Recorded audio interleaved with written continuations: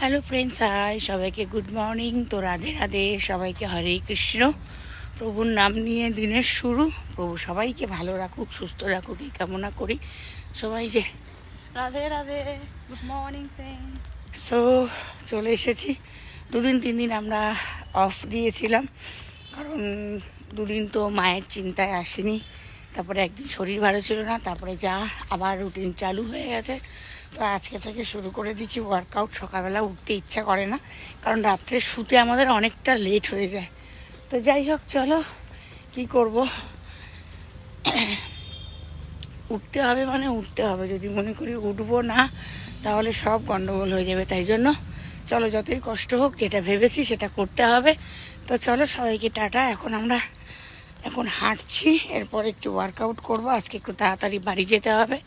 তো চলো সবাইকে টাটা, এখন হাঁটতে লাগি।